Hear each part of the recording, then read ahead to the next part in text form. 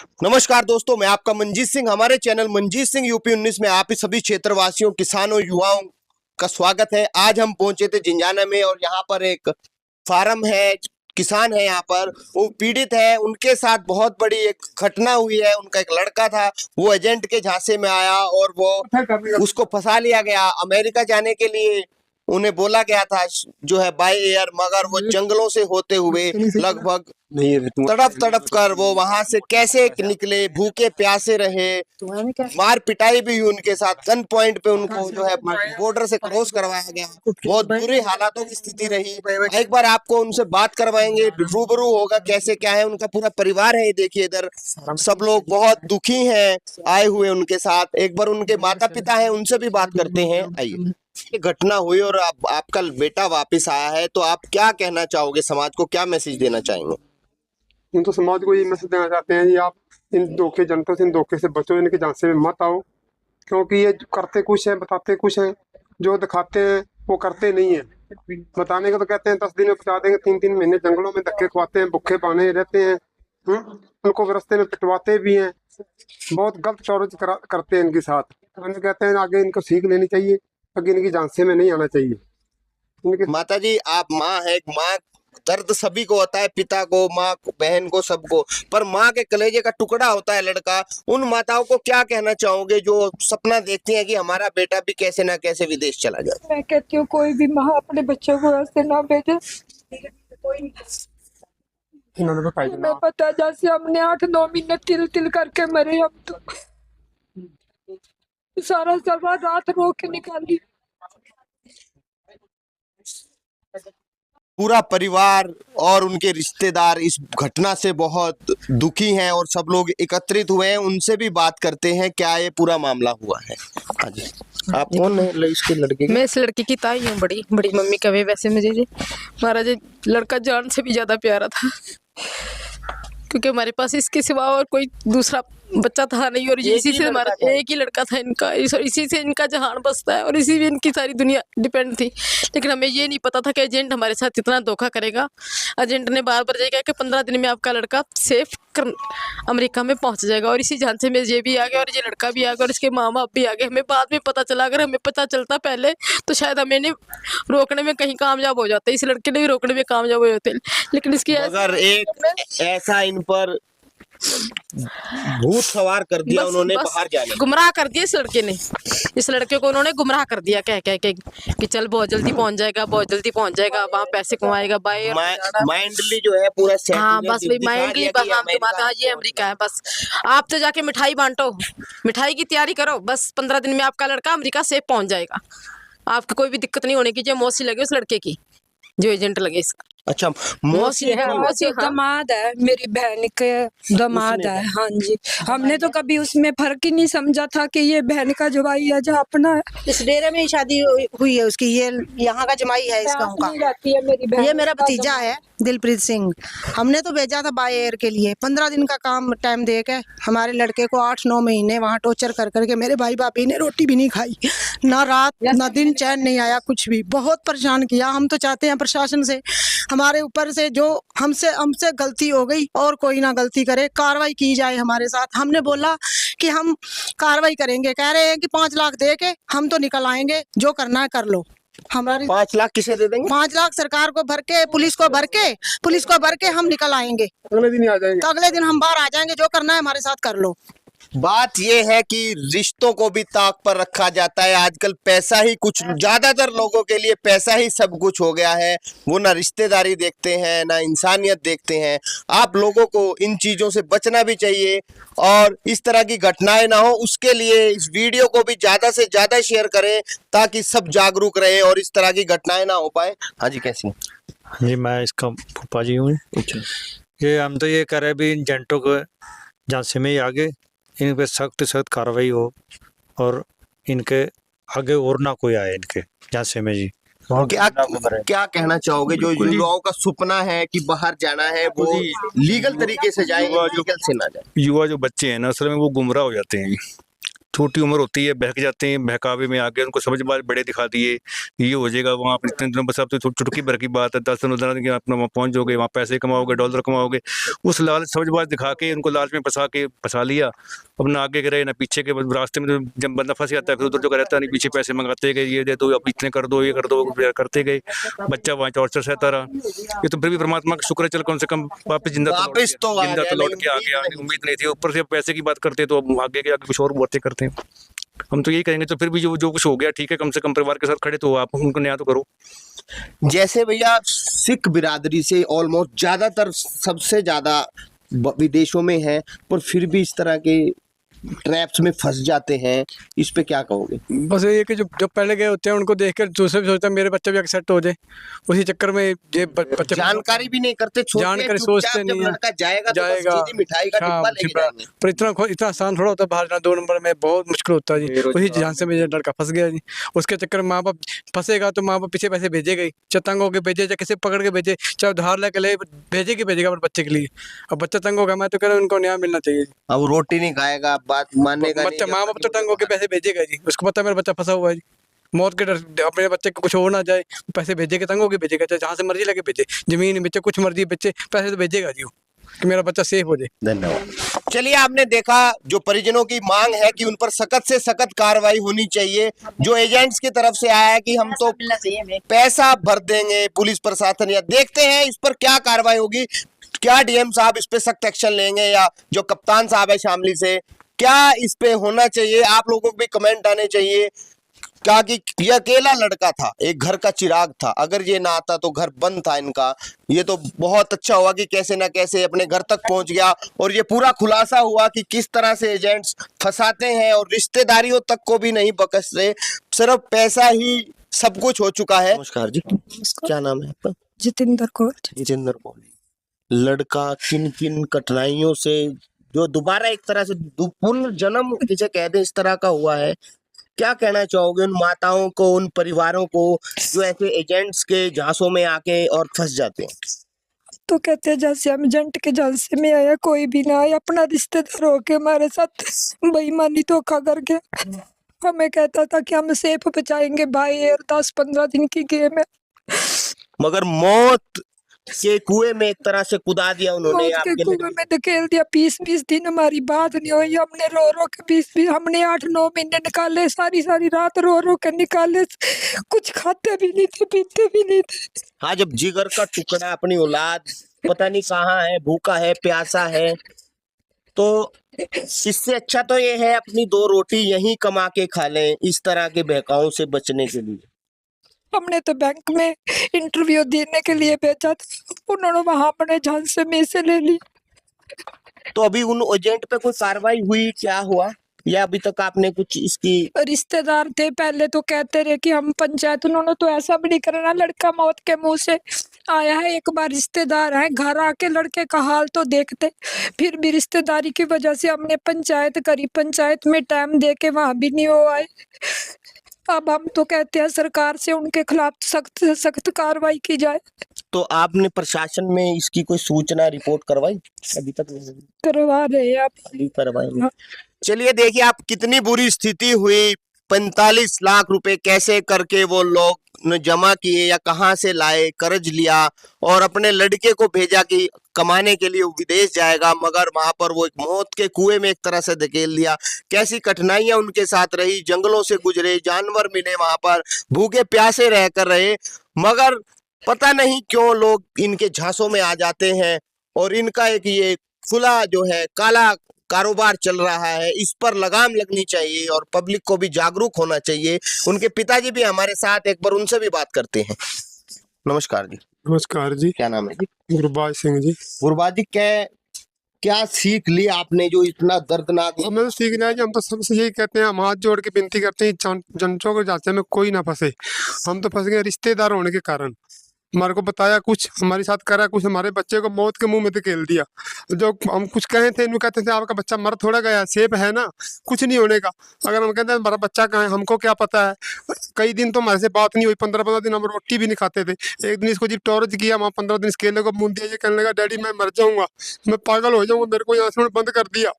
मेरे को, मेरे पास पैसे नहीं है। कभी हम किसी रिश्तेदार को फोन करके पैसे करवाते थे, कभी किसी को फोन करके पैसे करवाते थे इसके वहाँ ATM में। फिर ये खाना खाता था, कई दिन भूखा रहा, फिर भी इन्होंने कुछ नहीं करी। अगर पूछते थे इनसे, भाई क्या करोगे, हमारी तय थी इनसे तजवाना बॉर्डर की, जो बॉर्डर उस टाइम सील था, वो बॉर्डर इनके के कान पे गन रख के धक्के से कूदाया गया इनको, नहीं तो कूदो नहीं तो तुमको मारेंगे। हमारे साथ बहुत ही मारा सलूक किया। हम तो कोई सख्त से सख्त इनके पर कार्रवाई होनी चाहिए, प्रशासन को हमारी सहायता करनी चाहिए। क्या कार्रवाई आप चाहते हैं उन पे? हमको तो कड़ी से कड़ी इनको सजा होनी चाहिए, इनके प्रॉपर्टी तक सील होनी चाहिए इनकी। और जो हम तो लूटा, कोई और ना फंस जाए हमारी वजह से, इनकी वजह से कोई गरीब आदमी और ना फंस जाए। हमको तो इनको मारा ही मारा है, कोई और ना फंसे। हम तो नहीं कहते इससे बढ़िया यहाँ तो कम खा लो, आधी रोटी खा के गुजारा कर लो, इनके झांसे में ना आओ। चलिए, आप ये लोगों ने भेजा था लड़के को बाहर कमाने के लिए, पैसे लगाए और उधर से बेड़ियों में एक तरह से गुलाम की तरह वहां से वापस लौटे। पता नहीं भगवान के आशीर्वाद से कैसे ये वापस आ पाया। हम आपके लिए एक ऐसी वीडियो लेके आए हैं जो बहुत ही दुखद है, जो आजकल की युवा पीढ़ी के साथ खिलवाड़ चल रहा है।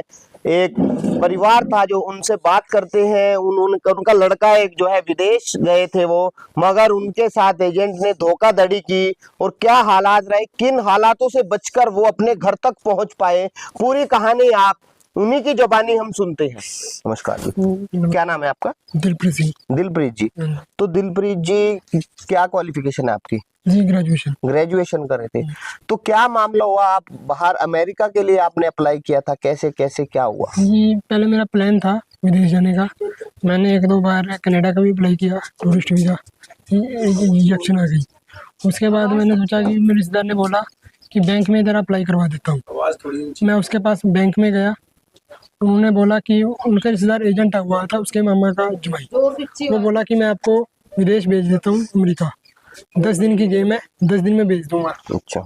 और यहाँ हमने कहा भी नहीं, हम सलाह करेंगे, पूछ के बताएंगे। उसके बाद हमारे घर आ गया रिश्तेदार जो मेरा था। जो एजेंट थे वो आपके कुछ रिश्तेदारी में घूम फिर कर थे? हाँ जी। यहीं से पास से ही थे कहीं? हाँ जी। अच्छा, क्या नाम था उनका? पुनीत सिंह। पुनीत सिंह था। पुनीत सिंह।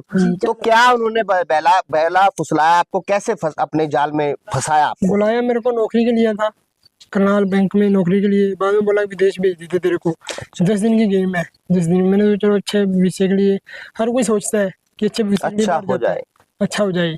उन्होंने मेरे को विदेश का झांसा दे दिया कि मैंने भी इस कारण सोच लिया कि चलो मेरे उसकी अपनी बुआ के लड़के को भेज रहा है, मैंने भी उसे भरोसे के भेज दिया कि अपनी बुआ के लड़के के साथ बुरा थोड़ा करेगा वो। भरोसा होता है, जीजा जी लगता है, भरोसा ना, इस कारण मैंने उन पर भरोसा किया, मगर उन्होंने धोखाधड़ी कर दी मेरे साथ।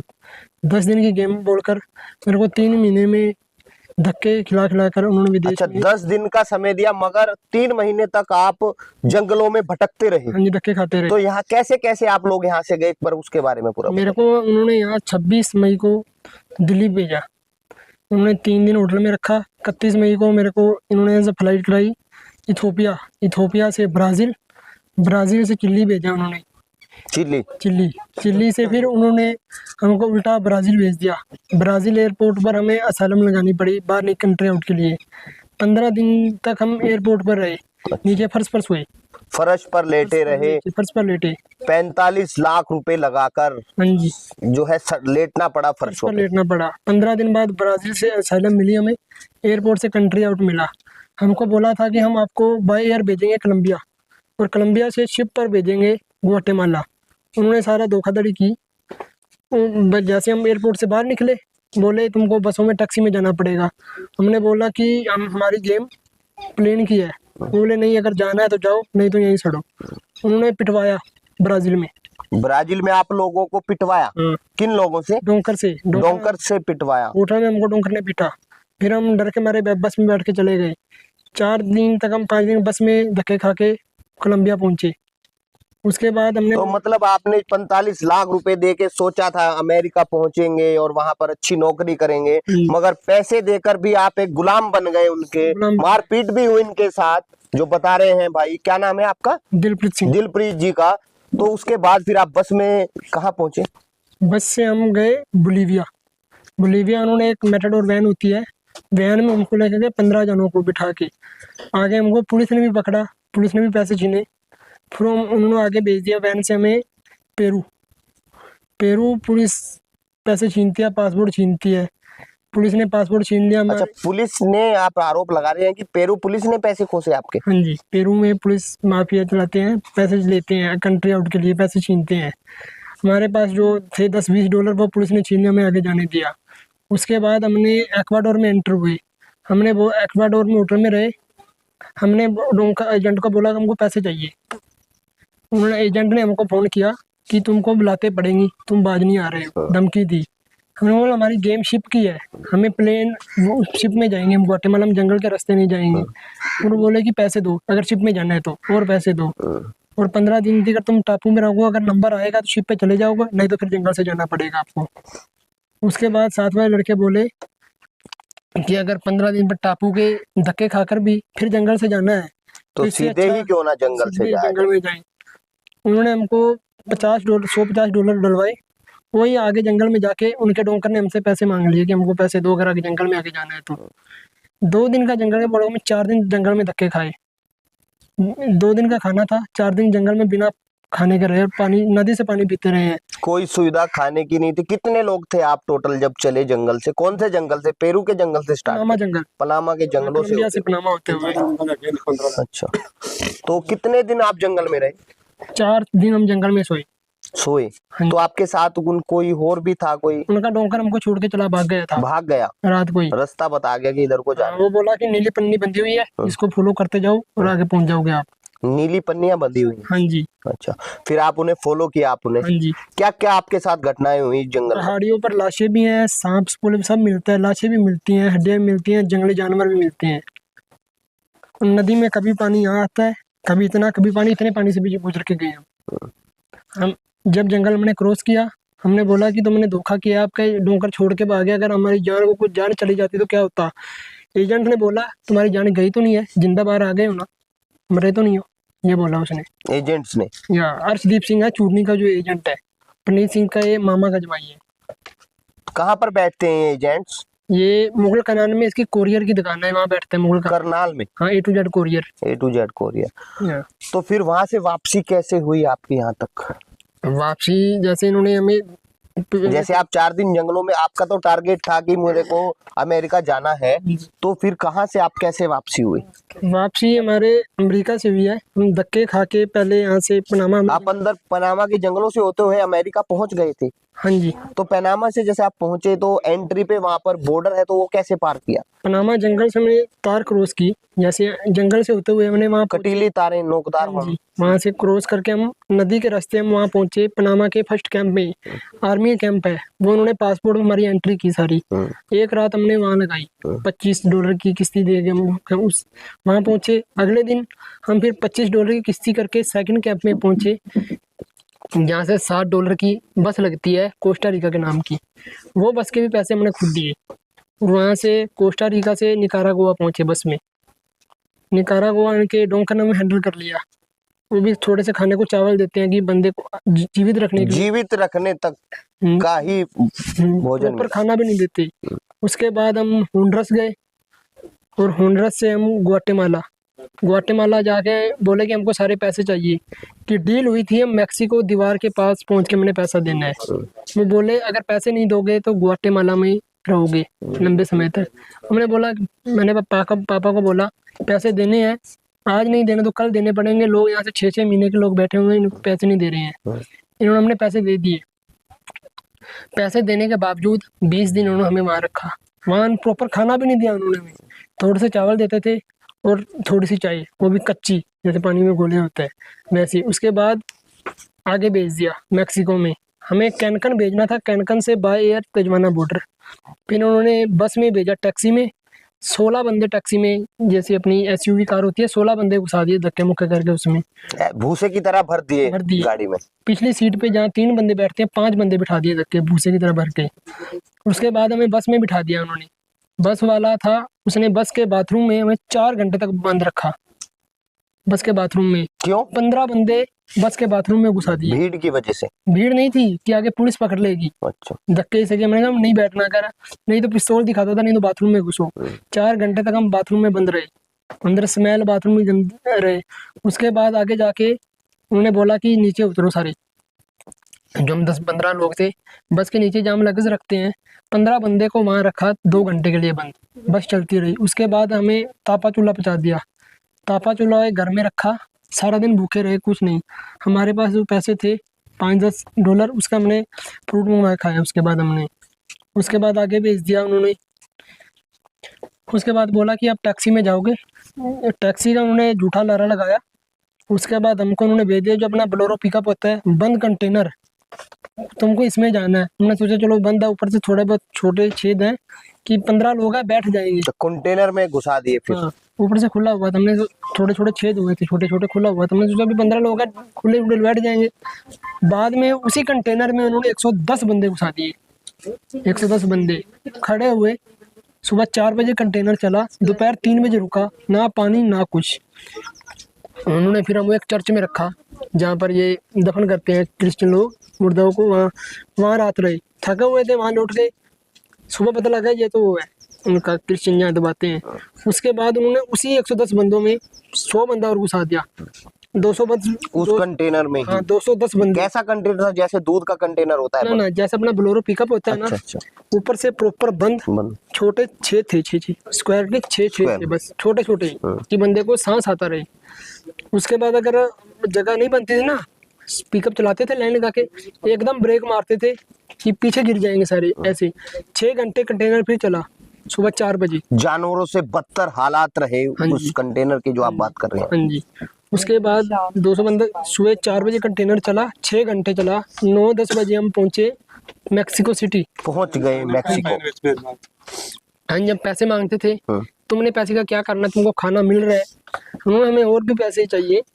पैसे मैंने, मेरा कज़न है कनाडा में है, मैंने उसको कॉल किया, साथ वाले लड़के के पास ATM था, मैंने उसके अकाउंट में पैसे डलवाए।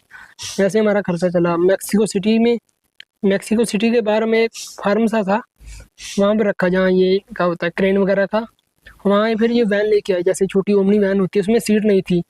30 बंदों को उसमें घुसा दिया। एक वैन में 30 आदमी? हाँ, बिना सीट के, तो ऊपर नीचे जैसे भूसे की तरह भर दिया। उसके बाद मैक्सिको सिटी में रहे 8-10 दिन।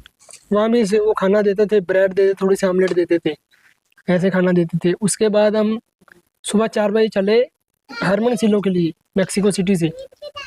उसके बाद हमें लोच मोसिस के पास माफिया ने उठा लिया। माफिया ने उठाया, एक माफिया ने। उसके बाद उन्हें बोला कि एक लड़के को इंग्लिश आती थी, करनाल से लड़का था, उसने बात की। वो बोला कि अपने एजेंट का नंबर दो, हम बात करेंगे। माफिया ने पैसे लिए, उन्होंने लालच में आके अगले माफिया के पास, दूसरे को पहले ने लूट लिया जो भी उनसे बात हुई एजेंट से, फिर दूसरे को सौंप दिया। दूसरे ने 15 दिन अपने पास रखा, मार पिटाई, करंट लगाया। वो जैसा एक अंडा देते थे और थोड़ा सा एक ब्रेड देते थे 2 टाइम। तो उन्होंने क्यों रोका? कि पैसे लेने के लिए पीटा। तो एजेंट से बात हुई उनकी?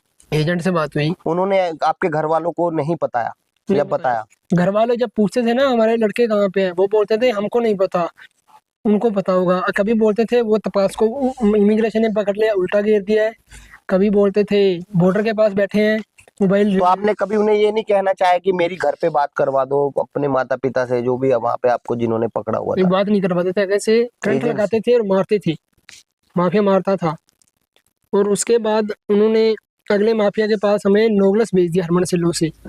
उन्होंने, जैसे लोहे का बेसबॉल होता है ना, किसी ने हमारे के साथ तुर्की के लोग थे, उन्होंने लोकेशन भेज दी। हमारे फोन तो ले लिए थे उन्होंने, माफिया ने। तुर्की वालों के पास स्मार्ट वॉच थी, उन्होंने स्मार्ट वॉच के जरिए लोकेशन शेयर कर दी मैक्सिको की पुलिस को। पुलिस आई और माफिया की गोली चली आपस में। हम अंदर थे खंड से, घर से में, आपस में गोली चली। और बाद में जब वो चले गए, माफिया ने सबको पीटा लोहे के बेसबॉल से, बिठा के यहाँ पर डंडे मारते थे, यहाँ पे करंट लगाते थे। हमने बोला कि इंडियन के पास मोबाइल नहीं है, इनसे पूछो। बाद में सारी छानबीन होने के बाद पता लगा कि इनके पास मोबाइल नहीं है, फिर भी उन्होंने हमको पीटा।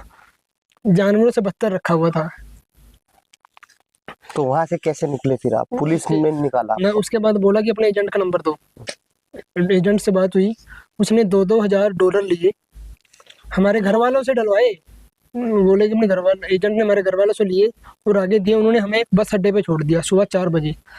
बस अड्डे के टंकी के पीछे हम छिप के बैठे रहे, इतना घास था।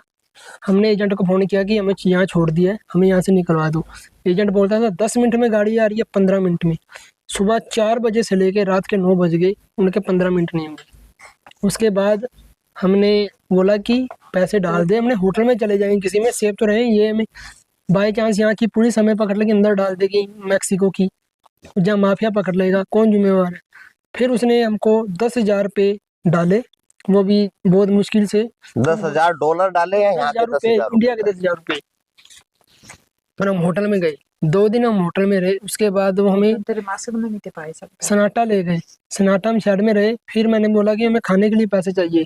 बोला पैसे नहीं मिलेंगे तुमको, मैंने 10,000 रुपये दे दिए और पैसे नहीं मिलेंगे। फिर मैंने अपने मौसा जी को कॉल किया कनाडा में, उन्होंने मेरे को वहाँ के 2,000 पैसों दिए, मैक्सिको के 2,000 पैसों, मैक्सिको के 150 पैसों बोलते हैं उनको। हाँ पैसों, वो दिए $150 कनाडा के, वो लिए और मैंने उससे खाना खाया वो लेके। उसके बाद उन्होंने बोला कि चलो अगले दिन तुमको बॉर्डर क्रॉस करवा देते हैं। बॉर्डर में लेके गए, हमें जाना था तिजुआना बॉर्डर, जो कि हमारी डील थी। हमको ले गए एरिजोना बॉर्डर, गन पॉइंट पे, सील बॉर्डर, जहाँ से ड्रग्स सप्लाई होता है। उस बॉर्डर से हमें गन पॉइंट पे क्रॉस कराया। हमने बोला हम इस बॉर्डर पे नहीं जाएंगे। बोला नहीं, अगर जाना है जाओ, नहीं तो हम आपको गोली मार देंगे। हम जान की सलामती के लिए हमें बॉर्डर धक्के से कुदवाया गया।